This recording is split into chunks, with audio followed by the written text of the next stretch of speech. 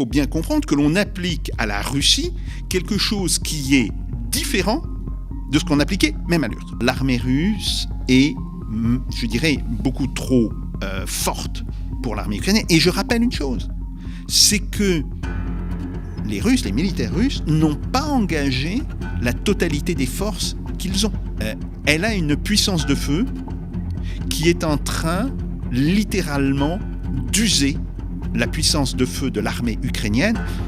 Et je pense qu'on peut faire confiance là en ce que raconte le chef d'état-major. L'armée ukrainienne, en tant qu'armée, va s'effondrer. Je pense que l'interdiction qui a frappé RT comme celle qui a frappé Sputnik est tout à fait scandaleuse, tant dans le droit que dans les faits.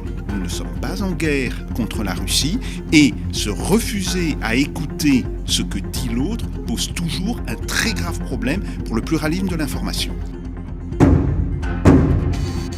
Dans le contexte d'aujourd'hui, dans le contexte particulier que nous vivons, mon invité est en quelque sorte un réprouvé. L'économiste Jacques Sapir est non seulement un spécialiste des questions monétaires, plus spécifiquement de l'euro, mais aussi un spécialiste de la Russie.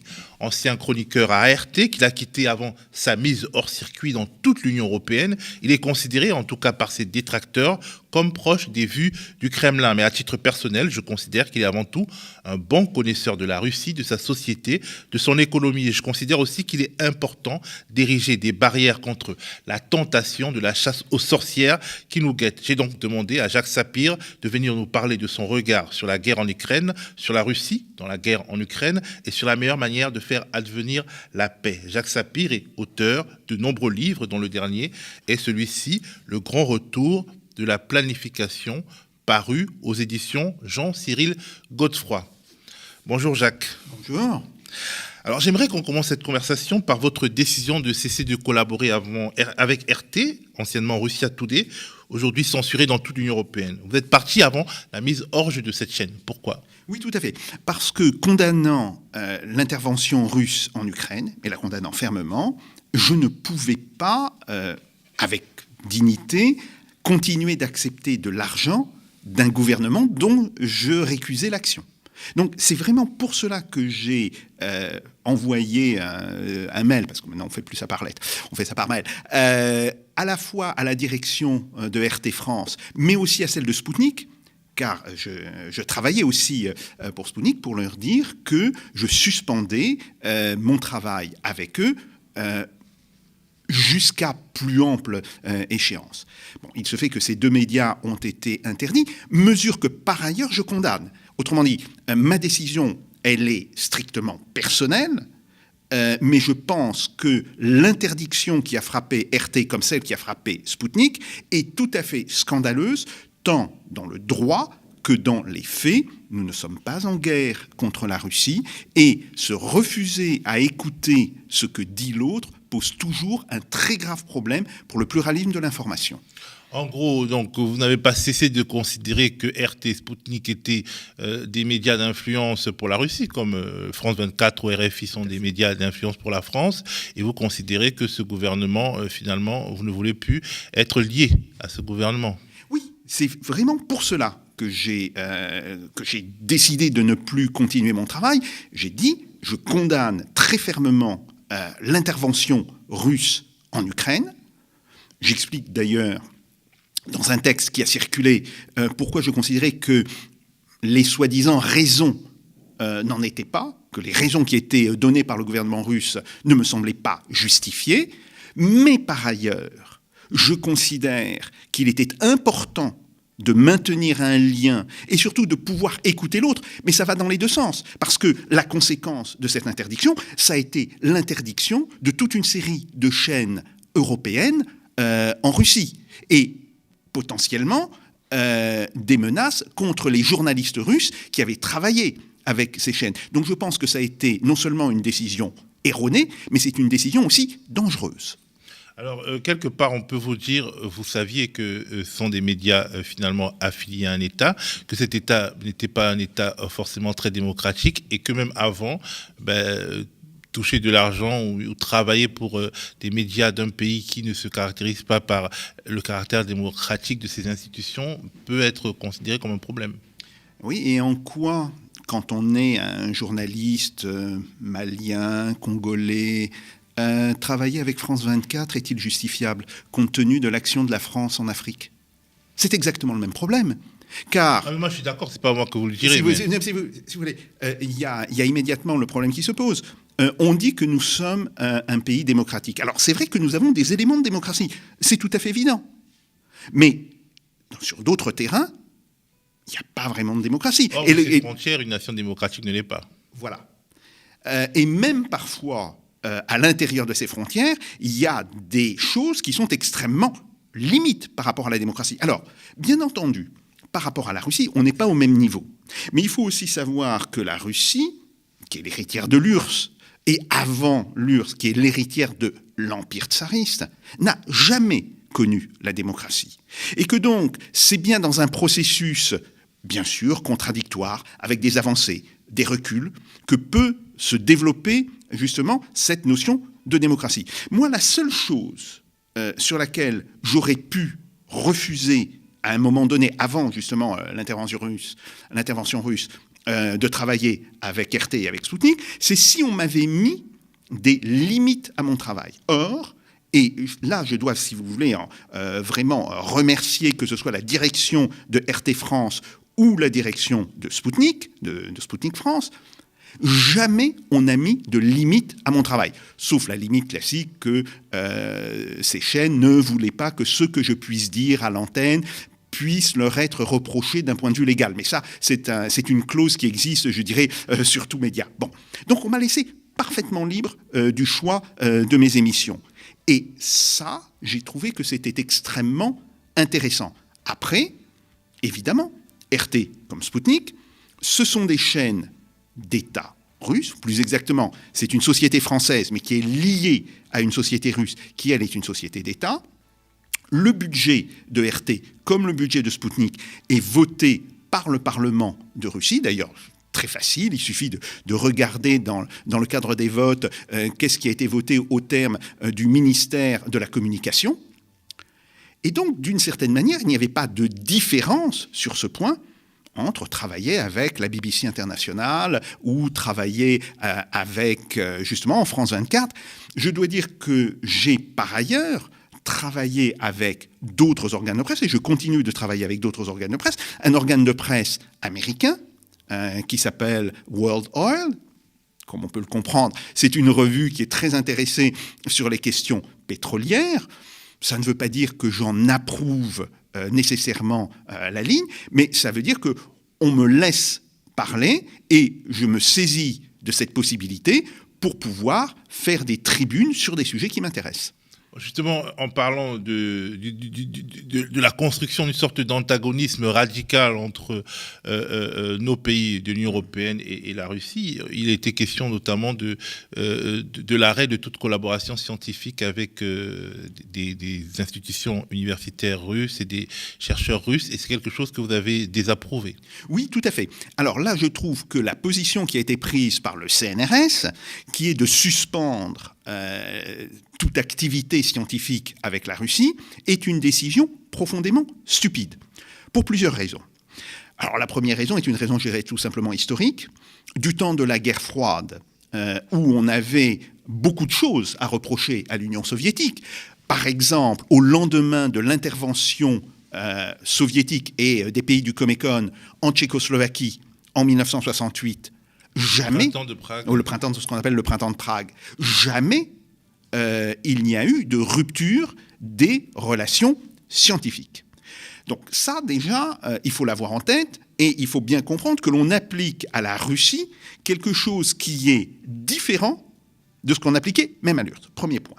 Deuxième point, c'est complètement idiot, car un certain nombre de scientifiques russes ont pris position contre la guerre, et de ce point de vue-là, maintenir un contact, maintenir des liens avec l'ensemble du monde scientifique russe était tout à fait nécessaire.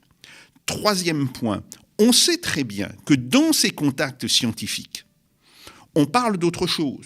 On peut parler avec des scientifiques qui, même s'ils n'ont pas pris publiquement position contre la guerre, ont de très forts doutes quant aux justifications de cette guerre. Et en maintenant un contact, on se laisse la possibilité, justement, de développer plus avant des contacts et de permettre, une fois que la paix sera revenue, et la paix reviendra nécessairement, on ne reste pas éternellement dans une situation de guerre, de reprendre des contacts, de redévelopper des contacts. Donc, que le CNRS décide de ne pas mettre un accent particulier sur la coopération avec la Russie, ça pourrait se comprendre. Mais cette décision de suspendre toute nouvelle action avec la Russie, là, elle me semble, je le redis, à la fois stupide et dangereuse. Alors pour parler de la guerre qui se déroule actuellement, on s'interroge en France sur la rationalité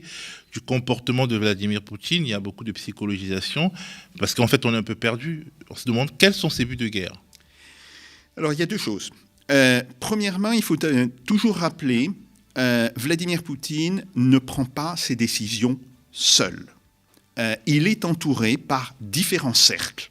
Alors, il y a le cercle le plus proche, qui est le cercle, ce qu'on appelle du Conseil de sécurité nationale. Après, il y a d'autres cercles qui incluent des grands industriels, des responsables d'entreprises publiques. Bon, bref, c'est bien une décision qui a été prise par l'élite russe. Bien sûr, Vladimir Poutine a un poids particulièrement important. Il est ce qu'on pourrait dire le primus inter pares au sein de cette élite. Mais s'il y avait eu une opposition, je dirais, d'une fraction majoritaire de cette élite, cette décision n'aurait pas été prise. Donc ça, déjà, il faut toujours l'avoir à l'esprit. Après, sur les buts de guerre, justement, le problème, c'est que nous ne connaissons pas les buts de guerre. Ou plutôt, ces buts de guerre ont été exprimés de manière tellement vague qu'on peut tout imaginer. Je rappelle quelles sont les déclarations du Kremlin là-dessus. C'est dire, 1, nous voulons la neutralisation de l'Ukraine. Neutralisation, c'est-à-dire que ce soit un pays neutre qui ne soit pas affilié à l'Occident. Dans l'OTAN. Bon, ça peut s'entendre, mais avait-on besoin de faire une guerre pour cela? Bien sûr que non. Après, le désarmement de l'Ukraine. Alors, là encore, ça peut se discuter, mais je rappelle qu'il y a certains pays qui ont accepté d'une certaine manière, des formes de réglementation internationale sur la nature de leurs armements. Même l'Allemagne a pendant très longtemps été dans cette situation. Donc là encore, ça ne pose pas de graves problèmes, mais ça peut toujours se discuter hors guerre. Et puis après, il y a ce que les gens du Kremlin appellent la dénazification. Et là, ce n'est pas spécifié. Alors vous comprenez, la dénazification, si vous voulez dire par là mettre les excités du bataillon Azov et de Pravi Sector derrière les barreaux. C'est quoi le bataillon Azov? Alors le bataillon Azov, c'est un groupe d'environ 4000 personnes, enfin militants. Après, il y a évidemment des sympathisants, tous les gens qui tournent autour, qui est réellement d'extrême droite et qui est en fait proto-nazi. Il se réclame des divisions de SS dans lesquelles des combattants ukrainiens étaient engagés. Bon. Et l'autre? L'autre, c'est Pravi Sector, qui lui aussi a un groupe d'extrême droite. Ces groupes, il faut toujours le rappeler, sont extrêmement minoritaires dans la vie politique ukrainienne. Donc, si c'était cela que l'on visait, là encore, il fallait demander au gouvernement ukrainien de prendre des mesures, mais ça ne justifiait pas d'une guerre. Après, qu'est-ce qu'on peut penser qu'il y a derrière ce vocable de nazification? On peut penser aussi que ce que voulaient les Russes, c'était d'une certaine manière de remplacer toute l'élite politique ukrainienne par une élite qui lui soit d'une certaine manière inféodée. Et ça, c'est inadmissible. Donc, d'une certaine manière, en maintenant l'ambiguïté sur ces buts de guerre, d'une certaine manière, le gouvernement russe provoque une incertitude qui, évidemment, ne peut que dresser contre lui la majorité, en tous les cas, des pays européens. Ça, c'est un premier point. Après, il y avait deux autres arguments qui ont été avancés. L'argument d'un génocide au Donbass. Alors, le mot génocide est un mot très fort. Il n'est absolument pas adapté à la situation. Bien sûr qu'il y avait des incidents constants depuis 2014. Et plus que des incidents, il y a eu même des moments de guerre, de véritables guerres. Bien sûr qu'il y a eu environ 13 000 à 14 000 morts. dans les deux camps. Il faut toujours le rappeler. Bien sûr que l'essentiel des morts civiles ont été du côté des républiques autoproclamées de Donetsk et de Lugansk. Là encore, les chiffres de l'OSCE ne laissent aucun doute là-dessus. Mais combien étaient-ils ? Depuis 2018, il y a eu à peu près 370 morts, dont 320 dans ces deux républiques. Alors oui, c'est dramatique. Oui, il est très clair que les unités ukrainiennes qui étaient en face de ces républiques faisaient des provocations, mais parler de génocide est absolument insensé. On n'est pas au Rwanda. Donc, si vous voulez, on n'est pas en Arménie en 1915 avec les Turcs. Ce n'est pas la situation des Juifs en Europe. Donc, ça n'avait aucun sens. Ça, c'est le premier point. Et puis, il y avait un deuxième point, si vous voulez, qui était quand même très avancé par le Kremlin, c'était la menace qui courait sur la Russie. Alors, que cette menace potentielle soit réelle, oui, et il est clair qu'il y a beaucoup à dire sur le comportement de l'OTAN depuis 1997. Ça, c'est tout à fait évident. 97, c'est-à-dire l'année de quoi ? 97, c'est l'année où on a décidé d'intégrer les anciens, ce qu'on appelait les pays de l'Est avant, c'est-à-dire les pays européens qui étaient avant sous la domination soviétique. Bon. Qu'il y ait un problème là, c'est tout à fait évident, et que de ce point de vue-là, les Russes aient pu dire ça représente une menace potentielle.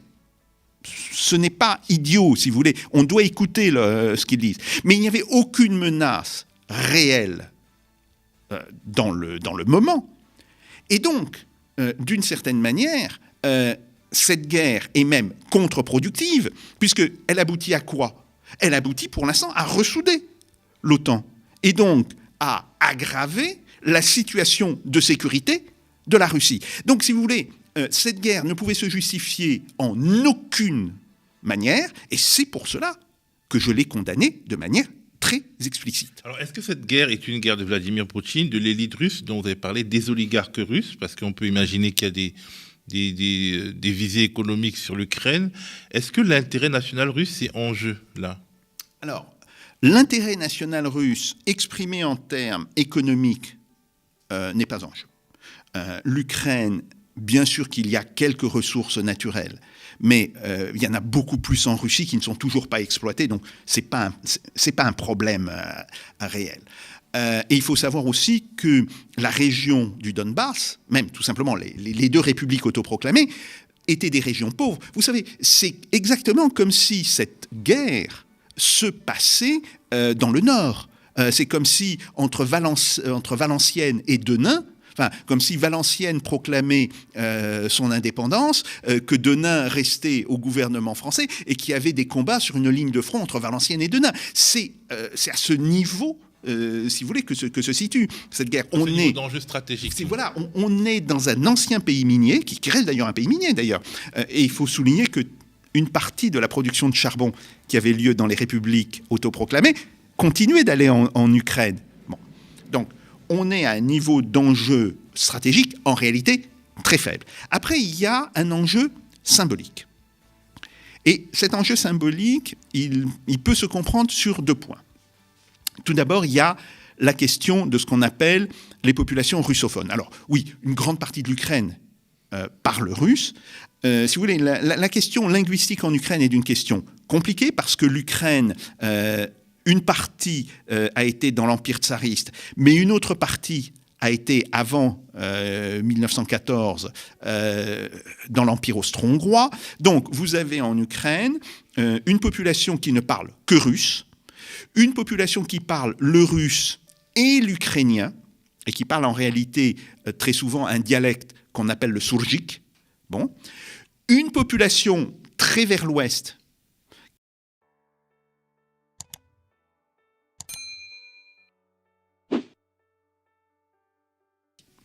Alors, est-ce qu'il n'y a pas un risque de vietnamisation, c'est-à-dire un mouvement anti-guerre puissant à l'intérieur des frontières russes qui, finalement, opérerait comme les mouvements anti-guerre aux États-Unis pendant la guerre du Vietnam et pendant d'autres épisodes guerriers? L'opinion russe est quand même très proche de l'Ukraine et des Ukrainiens.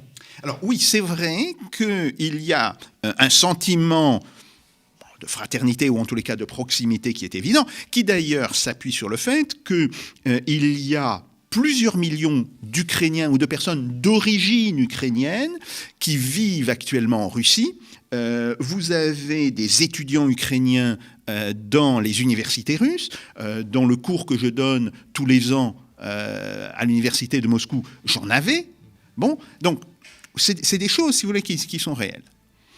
Maintenant, parler d'un mouvement anti-guerre sous la forme d'une vietnamisation, c'est se tromper de société et c'est une analogie qui est fausse. Il peut y avoir un mouvement anti-guerre, comme le mouvement anti-guerre qui avait eu lieu lors de la première guerre de Tchétchénie. La première, pas la deuxième, hein, pas celle qui a commencé en 2019. Et ce mouvement anti-guerre, il s'appuyait essentiellement sur le mouvement dit des mères de soldats qui voyaient arriver les cercles. Il faudrait, de ce point de vue-là, que cette guerre se prolonge, non pas en termes de semaines, mais qu'elle se prolonge sur plusieurs mois, voire que l'on s'installe dans une situation où l'armée russe serait durablement en Ukraine avec des effectifs importants, car il faut rappeler que les effectifs qui se battent actuellement sont faibles. On parle au mieux de 120 000 hommes. Ce n'est même pas la totalité des effectifs qui étaient prépositionnés autour de l'Ukraine. Il faut toujours avoir ça en tête. Bon. Donc, si on entrait dans ce type de logique, oui, on pourrait penser qu'il y ait ce type de mouvement. Mais très clairement, ce n'est pas vers cela que l'on s'oriente. Et en même temps, c'est difficile de le dire, puisque Vladimir Poutine nous a déjà surpris. À votre avis, qu'est-ce qu'il va faire? Il ne va pas occuper le territoire, selon votre conception, votre compréhension de ça? Il ne peut pas. Enfin, si vous voulez, je ne pense pas qu'il puisse le faire pour une raison très simple. C'est que le coût humain, politique et économique serait au-dessus des moyens de ce que peut payer la Russie. Si vous voulez, il faut le dire très clairement. Après, la question qui se pose, c'est effectivement de savoir quelle est la nature du mouvement opposé à la guerre, ou plutôt, quelle est la nature de l'opinion publique en Russie. Car il y a une opinion publique, alors bien sûr, elle ne peut pas s'exprimer à la télévision est très largement contrôlée, mais je signale qu'il y a des organes de presse qui ne sont pas contrôlés. Vous avez des journaux, qui sont des journaux qui n'ont pas hésité à prendre des positions publiquement contre la guerre. Vous avez des revues, enfin des hebdomadaires, comme Expert, qui sont des hebdomadaires extrêmement ouverts. Vous avez des revues. Bon, il y a malgré tout une forme de pluralisme. Bien sûr, on peut considérer que ce pluralisme n'est pas satisfaisant, je suis d'accord, mais il y a une forme de pluralisme qui existe. Donc, ce que l'on perçoit de la réaction de la société russe, c'est une minorité de la population russe, essentiellement des gens qui vivent dans des grandes villes, comme Moscou, comme Saint-Pétersbourg, bon, est opposée à la guerre. C'est celles qui manifestent, c'est celles qui sont arrêtées. Alors on dit toujours les arrestations. Bon, en règle générale, c'est des arrestations, vous êtes conduit au poste, on prend votre identité, on vous relâche. Moi qui ai fait quelques manifestations dans 68 et après 68, c'est pas très différent de ce qui se passait à l'époque. Bon, je ferme la parenthèse. Ça représente probablement 10% de la population, 10 ou 15%.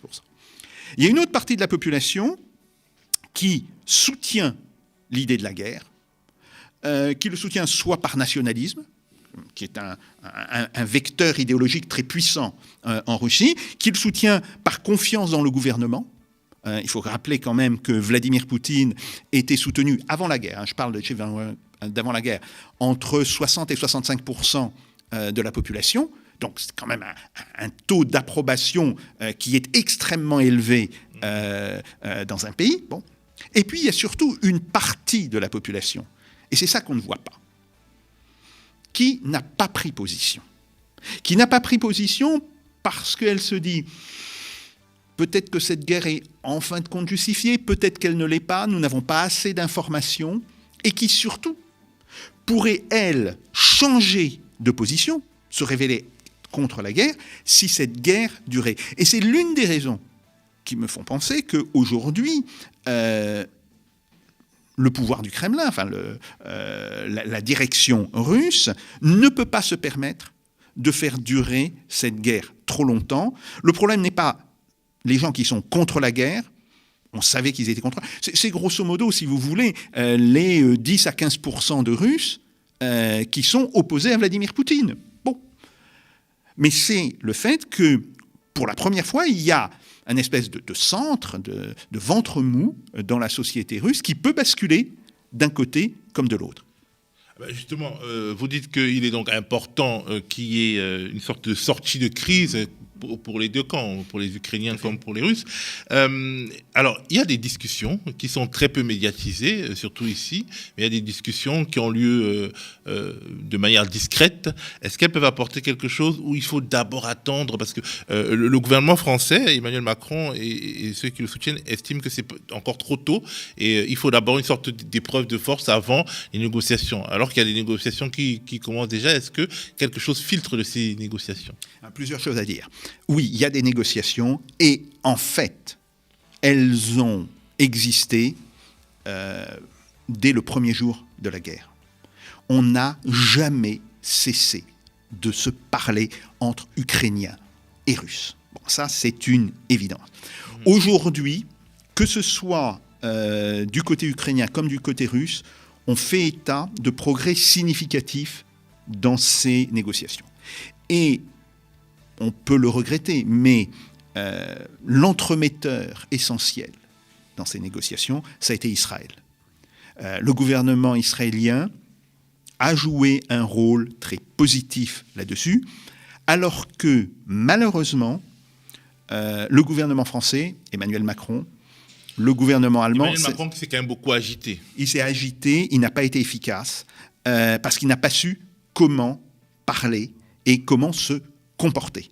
Et d'une certaine manière, les dirigeants israéliens, qui ont plus de bouteilles qu'Emmanuel Macron, il faut bien le reconnaître, qui sont aussi dans une logique, même si elle est paranoïaque, qui n'est pas sans rappeler la paranoïa russe, d'une certaine manière, étaient peut-être mieux situés intellectuellement pour pouvoir servir d'entremetteur. Bref, nous avons ces négociations. Alors, il y a Israël, mais il n'y a pas qu'Israël dans ces négociations.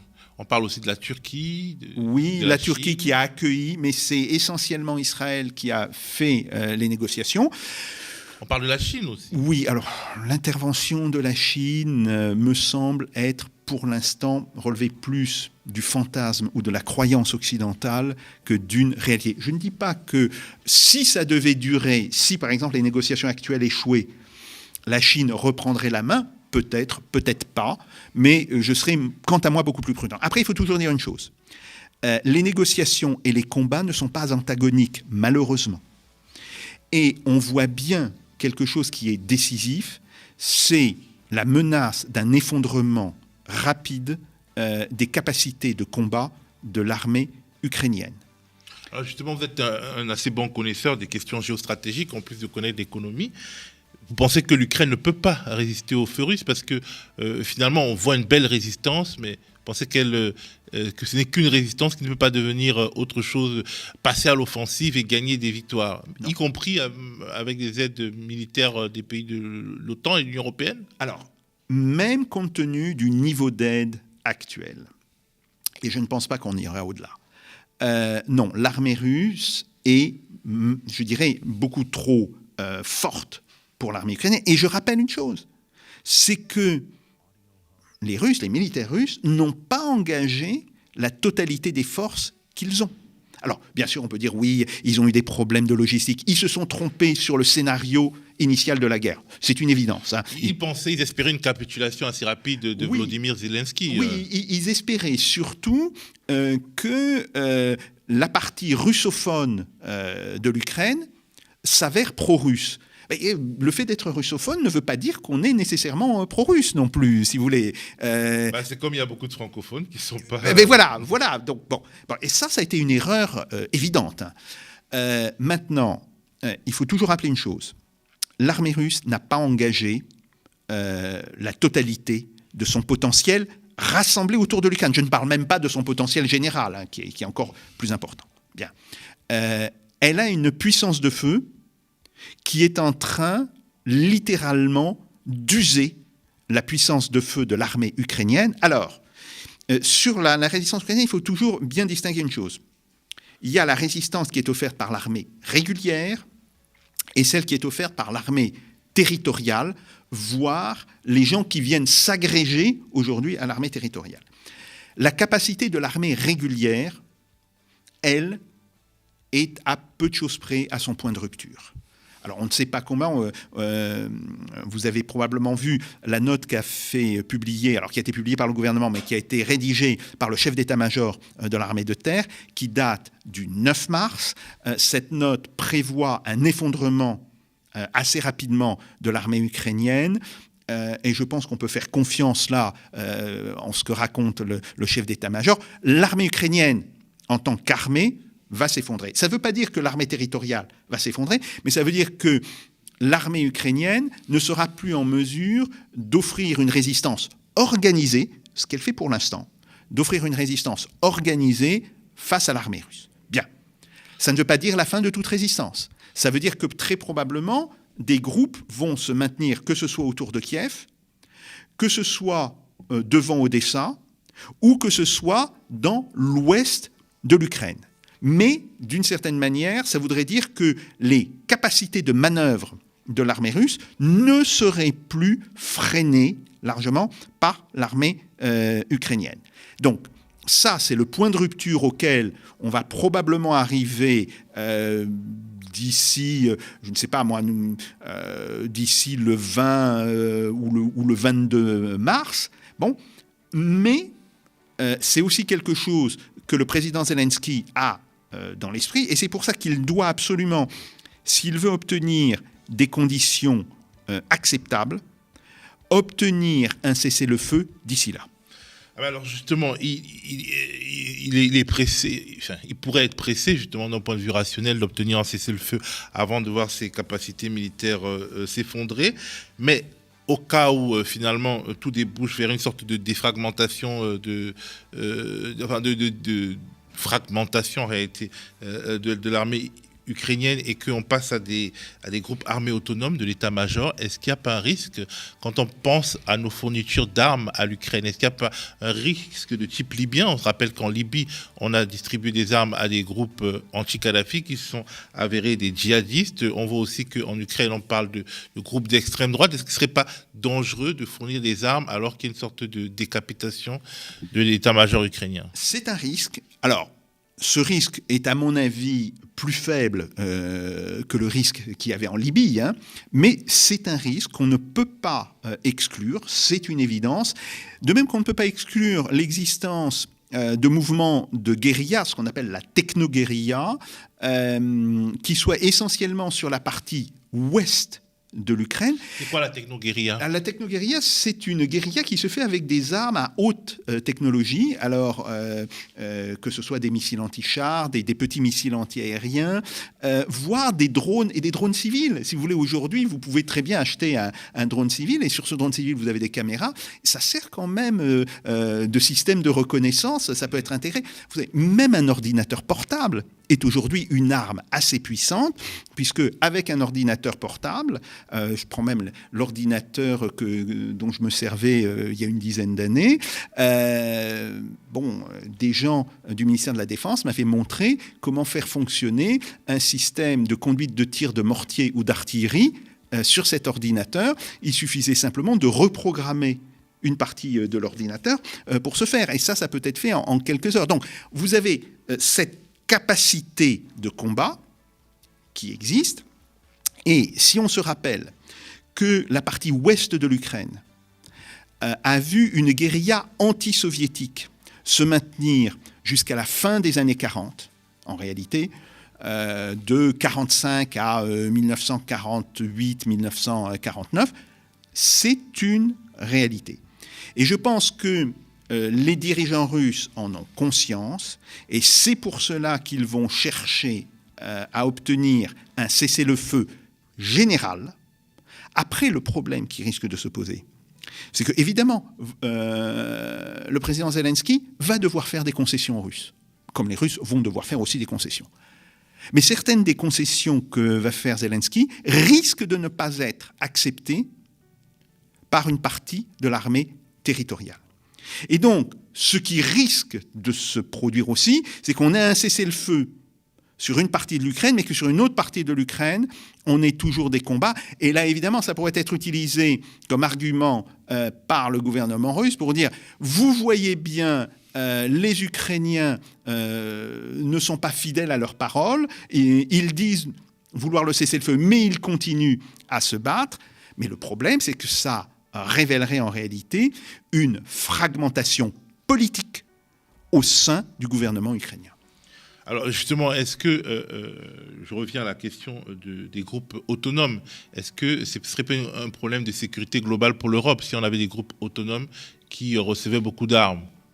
On ne peut pas l'exclure, on ne peut absolument pas exclure ça, même si on peut penser que pour l'instant, ce risque est faible, si vous voulez, parce que les principales milices d'extrême droite, elles sont engagées contre l'armée russe, essentiellement autour de Mariupol, ce qui explique peut-être la violence des combats à Mariupol. C'est là où était stationné le bataillon Azov. Alors, on parle de bataillon, en fait, c'est 4000 hommes, hein, c'est plus qu'un bataillon. Et c'est là aussi où il y avait un certain nombre d'unités, où il y avait des membres de secteur droit, de Pravi Sector. Bon. Mais on ne peut pas exclure non plus que dans la partie de l'armée territoriale qui est autour de Lviv, pardon, excusez-moi, je prononçais à la russe, de Lviv, là, on est des gens qui soient plutôt proches de ces mouvements d'extrême droite et qui décident de refuser un cessez-le-feu. Bon, c'est une possibilité, on n'en est pas là, et je continue de penser que dans l'état actuel, ce risque est plutôt faible. Alors, est-ce que quelque part, en France et ailleurs, l'enjeu de cette guerre n'est pas aussi l'émergence d'une sorte de chauvinisme européen? Je le dis parce que on a eu le coup des réfugiés qui nous ressemblent en France, on a même en Ukraine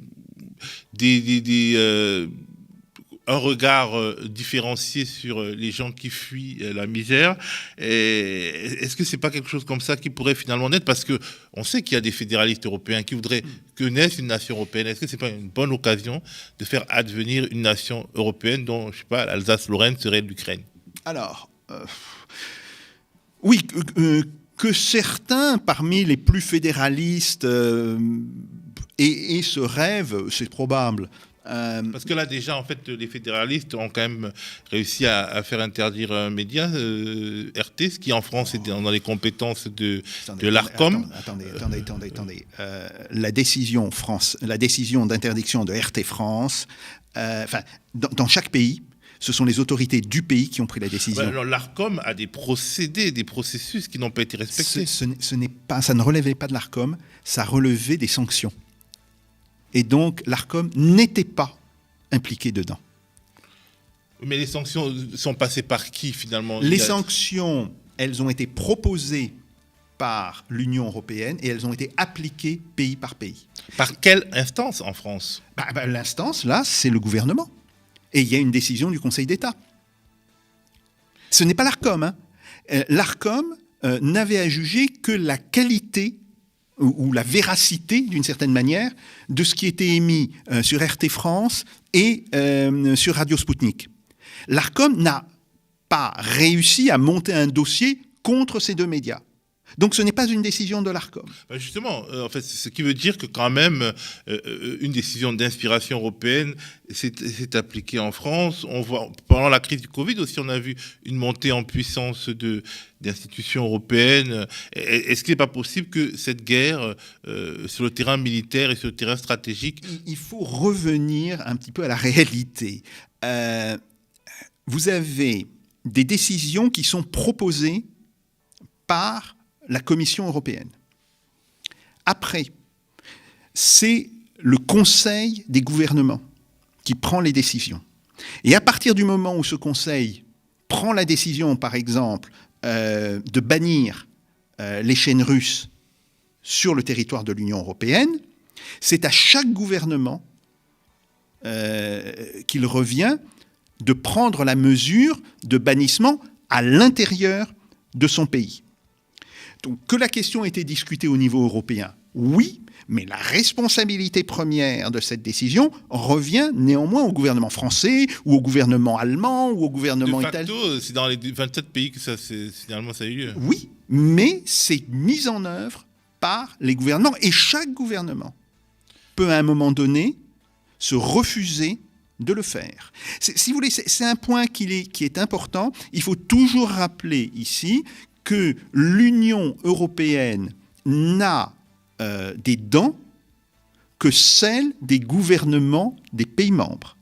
Et que donc, d'une certaine manière, l'Union européenne ne peut pas imposer quelque chose à ces gouvernements. C'est bien parce que les dirigeants de ces gouvernements se sont mis d'accord sur une telle décision qu'ils vont après l'appliquer dans leur pays.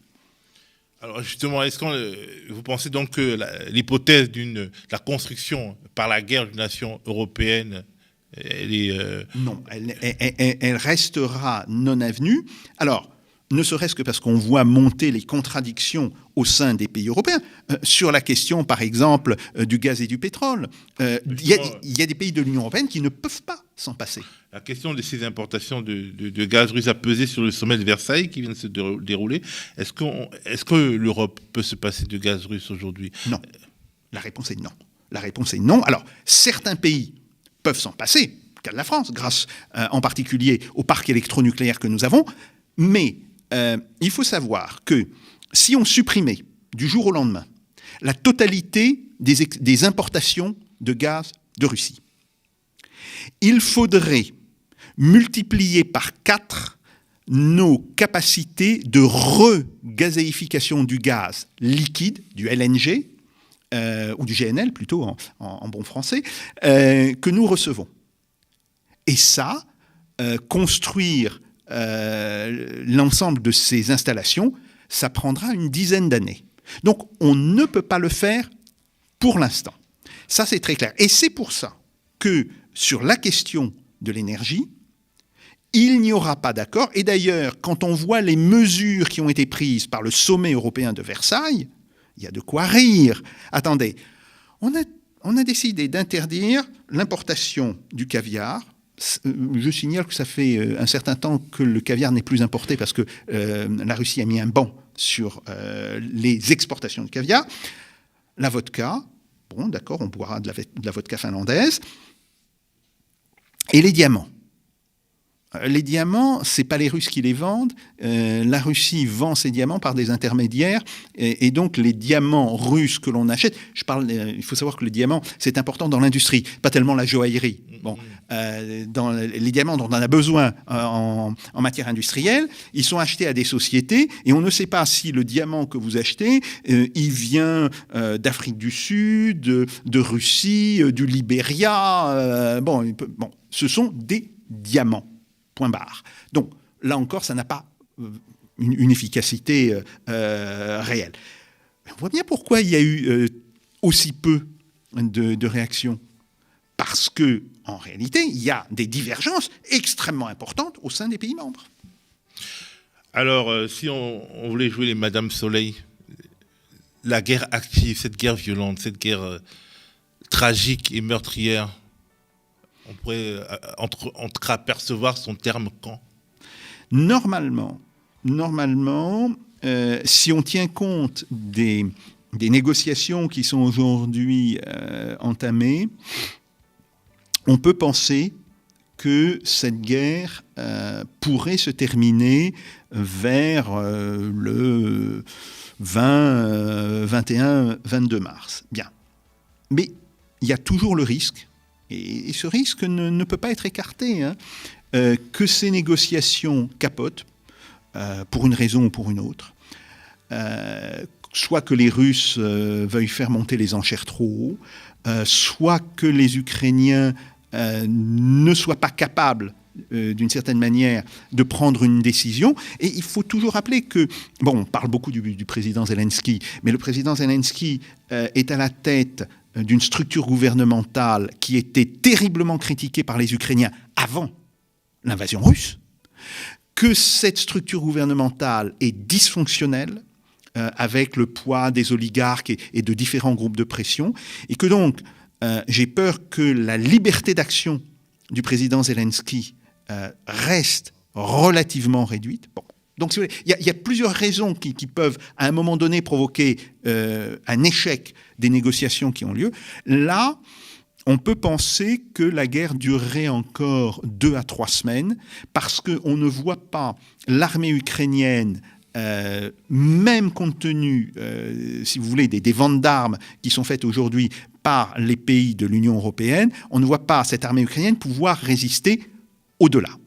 Ajoutons le fait que la destruction de bases militaires et d'aérodromes militaires dans l'ouest de l'Ukraine, qui a été entreprise depuis à peu près le 10-11 mars par l'armée russe, signifie en sorte, c'est un message qui est envoyé, vous pouvez toujours envoyer des armes, on va les détruire dans les dépôts où elles sont entreposées. Et donc, le nombre d'armes qui arrivera réellement aux combattants risque d'être très limité. Évidemment, il faut espérer que cette guerre s'arrête le plus vite possible. Et il faut surtout espérer que dans les négociations qui vont s'ouvrir sur le futur de l'Ukraine, parce que la guerre n'est qu'un état transitoire. Ce qui importe, c'est la paix. Il faut que l'on ait une paix qui soit acceptable. Et je redis là ce que j'ai écrit dans l'hebdomadaire Marianne, au début de la guerre. Toute solution qui impliquerait une mise en tutelle de la démocratie, une suppression de la démocratie en Ukraine n'est pas acceptable. Autant on peut discuter de la neutralité de l'Ukraine, autant on peut discuter du désarmement de l'Ukraine. Après tout, ces formes de traités ont existé déjà dans l'histoire européenne depuis 1945. Donc il n'y a rien de scandaleux là.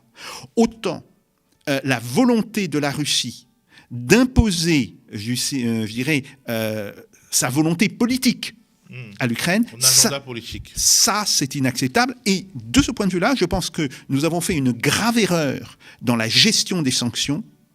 Une partie des sanctions que nous avons déjà utilisées ne sera plus disponible pour chercher à dissuader la Russie d'aller jusqu'à ce point de rupture. Je pense que nous aurions dû garder en réserve toute une partie des sanctions qui ont été d'ores et déjà appliquées, parce que le véritable enjeu, si vous voulez, c'est assez atroce ce que je vais dire, mais il faut comprendre ce que ça signifie. Ce n'est pas l'arrêt immédiat de la guerre.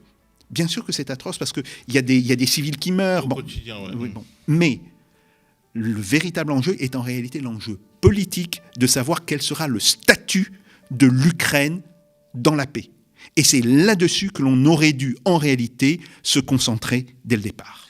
Merci beaucoup, Jacques Sapir. Donc, je rappelle que vous êtes économiste, spécialiste de la Russie, spécialiste aussi des monnaies. En fait, on aurait pu avoir une conversation de 2 heures qui serait toujours très passionnante. Vous êtes auteur de ce livre, le grand retour de la planification avec point d'interrogation aux éditions Jean-Cyril Godefroy. C'était un plaisir de discuter avec vous. Le média est un média indépendant qui ne vit que des cotisations.